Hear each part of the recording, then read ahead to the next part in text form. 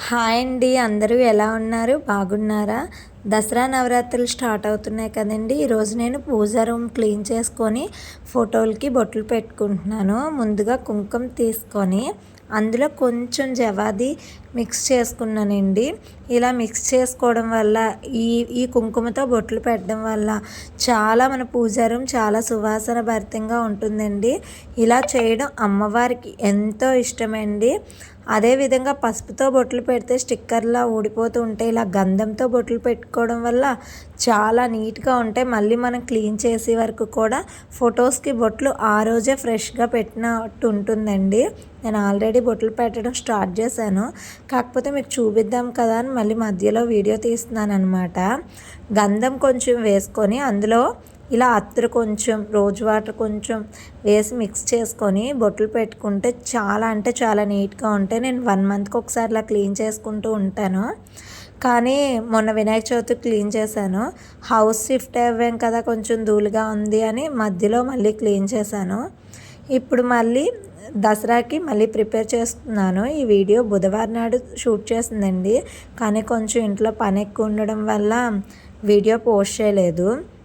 ఇలా మనం చందనం తీసుకొని అదే గంధం పొడి, ఈ గంధం పొడి చాలా సువాసన భరితంగా ఉంటుంది. అందులో కొంచెం రోజ్ వాటర్ వేసుకొని కొంచెం పచ్చకర్పూరం కొంచెం జవాది మిక్స్ చేసి బొట్లు అన్నీ అందంగా పెట్టుకుంటే చాలా అంటే చాలా సువాసన భరితంగా ఉంటుంది. మన పూజా రూమ్ ఎప్పుడు కూడా ఇలా మంచి స్మెల్తో ఉంటే ఇంట్లో ఉన్న నెగిటివ్ ఎనర్జీ అంతా పోయి పాజిటివ్ ఎనర్జీ వస్తుందండి. ఇలా చేయడం వల్ల మన మనశ్శాంతిగా ప్రశాంతంగా ఉంటుంది. ముందుగా ఫోటోలు క్లీన్ చేసుకోవడానికి ఒక తడి క్లాత్ పొడి క్లాత్ తీసుకోవాలండి. తడి క్లాత్తో నీట్గా ఫోటోని తుడుచుకోవాలి. క్లాత్లు కూడా వాడినవి అస్సలు యూజ్ చేయకూడదు, మంచి శుభ్రంగా ఉతికిన క్లాత్లే తీసుకోవాలి. నీట్గా ఫొటోస్ క్లీన్ చేసుకున్న తర్వాత బొటన వేలుతో మాత్రమే దేవుడి పటాలకి బొట్లు పెట్టుకోవాలి ఫ్రెండ్స్.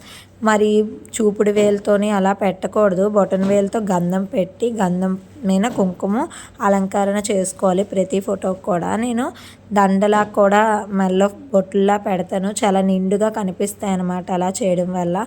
ఎప్పుడైనా సరే కుంకుమ మనం పెట్టుకునేటప్పుడు మధ్య వేలుతో పెట్టుకోవాలి. తరువాత ఎదుటి వాళ్ళకి బొట్టు పెట్టినప్పుడు బొటన వేలుతో పెట్టాలి. అస్సలు పూజలో చూపుడు వేలు పనికిరాదు ఫ్రెండ్స్. ఎవరికైనా బొట్టు పెట్టడానికి కానీ మనం పెట్టుకోవడానికి కానీ చూపుడు వేలు అస్సలు పనికిరాదు. దేవుడి పటాలకు మాత్రం మధ్య వేలుతోనే బొట్టు పెట్టాలి, అంటే ఉంగరపు వేలుతో మాత్రమే బొట్టు పెట్టాలి.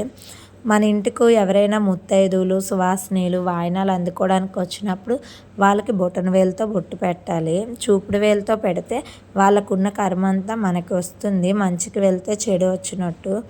అంతేకాదు ఫ్రెండ్స్, ప్రతి ఫోటోలకి ఇలా నీట్గా 1 మంత్కి ఒకసారి క్లీన్ చేసుకోవడం వల్ల ఫోటోలు చాలా అంటే చాలా నీట్గా కనిపిస్తాయి. మళ్ళీ ఫోటోలకి ఇలా గంధం కూడా అలంకరించేసుకుంటే ఇంకా చాలా నీట్గా ఉంటుంది.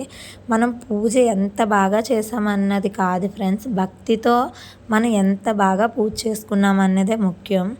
భగవంతుని మనస్ఫూర్తిగా మనం ఏదైనా నమ్మి అనుకుంటే తప్పకుండా జరుగుతుంది ఫ్రెండ్స్.